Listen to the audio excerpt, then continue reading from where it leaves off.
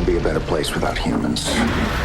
That's why I'm going to consume them, and I am starving. I'm so excited to chat with you both for this show. I Thanks. binged it all in one sitting because I was so hooked Wow. on everything about it. So kudos to Cool. you both. Joy, I'd like to start with you, and then Christian. What about the project, the story, really sparked your interests to want to be a part of it? I was so drawn to this project because of, I saw the movie years ago and knew that this was all based off of that in the book series. And I just thought it was something just so new and different for me to do and exciting and just a new experience. And of course, to work with Christian, I'm used to playing moms. So, for me, taking on another mom role, this time with teenagers, was pretty cool.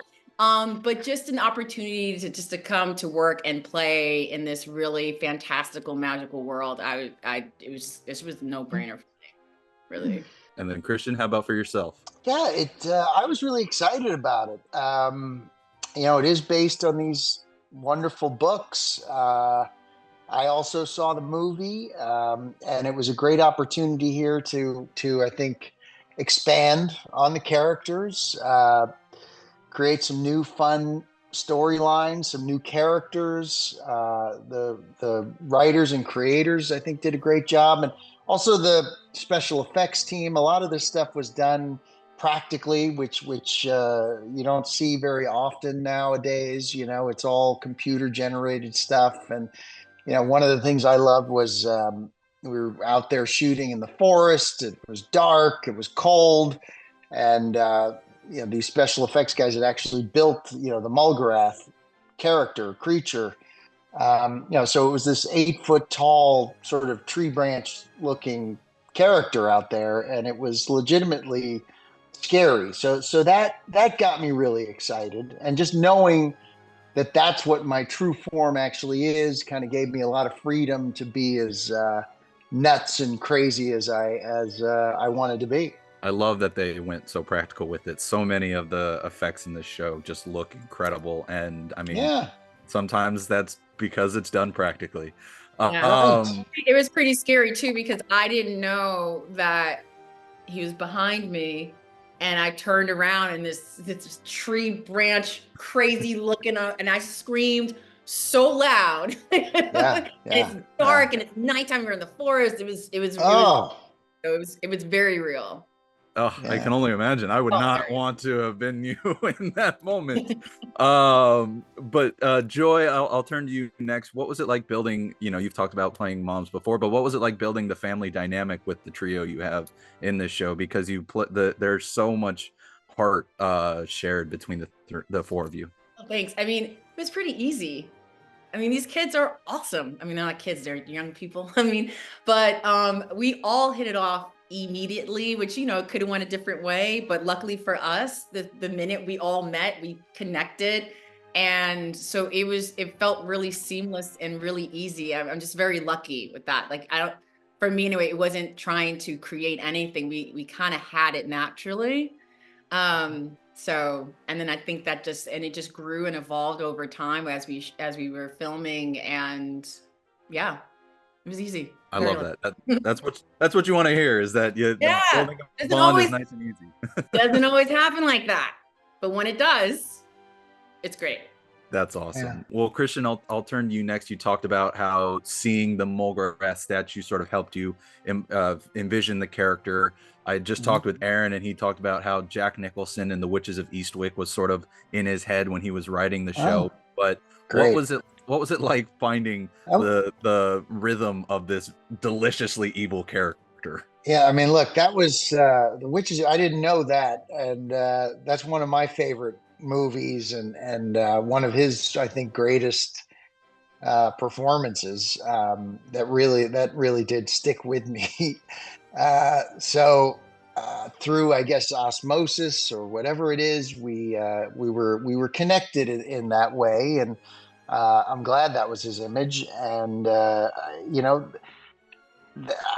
I think if you look at The Witches of Eastwick, Jack is definitely having a lot of fun playing the devil.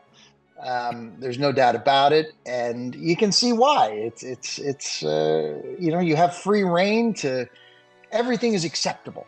Everything is okay, and you can overact and underact, and just go as nuts as you want to go. So anytime I get an opportunity to play a character like that, it's wonderful. So I loved doing this character. It was, and working with everybody was great. It was a great team making these episodes. I loved the crew, and I just really wanted to perform for them and be as outrageous and nuts and insatiable as I could be. Well, you bring all of those layers so well to this character, and I hope that you chewed it up. You chewed it up every angle. Did. He really did, and I tried to. That's right. Whenever we were in scenes together, I would always try and get in every angle, every shot. Why not? Even if it was on my back. Every angle. I love it. I know. I was like, oh, rack focus. See, look at how I do it. Look. Hey. That's there. Yeah. The camera loves you. It just follows me. I don't know. I can't stop it. It's insane. That's amazing. Well, I hope you get a season 2 so you guys can keep exploring these characters, because I would love to see more of this world. Before I let you go, really quickly, Christian, as well, I loved your run on Archer, which just recently came to an end. What is it like for you looking back on that experience, especially since you got to be a part of the epic finale of that show? I mean, I was watching that show religiously, first, second, third, fourth season, and I just loved it. I just identified with it. And to be honest with you, I reached out to them and I said, look, if there's ever anything I can do on that show, let me know. Like, hell yeah. Fortunately, and they were like, hell yeah. Well, you don't know. They could hang up the phone. They could completely ignore me, but they took me up on it, and it was the best. I mean, it was the best. I got to know H. John Benjamin very well. That whole team is great. And it's just one of the great, you go in and do a voiceover. It's, you're in a booth, you're by yourself, and you're just reading funny lines and having a great time with those guys. So yeah, it's a bummer, of course, that they ended it after 14 seasons, but look, I think they did a great job. I think the finale was great. And I loved playing Slater. I thought that was really fun. Like the cool thing when they were sending me, like the images of what the character was going to be. It was great to kind of be able to pick my hair color. And originally they wanted blonde, and I was like, come on, I'm not blonde. Let's go. Let's really make it look like me. I want to be preserved. That's the other thing with animation is, you never get any older. Of course, on that show, they pulled a fast one and put like that white streak in my hair. And I was like, hey, the hell's going on? But so even in animation, they have to age you. Well, I'm glad that you got to be a part of that show's legacy, because it just, I loved watching Slater. And like you said, the finale is a great send off, but at the same time, leaves the door open in case they want to revisit it. So that's right. That was the thing when we were recording the last scene. I said, now, I didn't want to die like Chef in South Park, because you knew he was dead. Yeah. There's no way he's coming back. It was like everything they could possibly do. So I was very curious, like, if they were going to kill me off completely, or, what was going to happen. So I think they handled it well. There's always a possibility. So we'll see. We'll see. But in the meantime, I'm seeing I'm getting the rap signal, so I'm gonna have to get out of here. But I really just wanted to say I love this show so much. I really want to spread the word about it and get you guys that second season. So thank you so much for taking the time. Wow, great.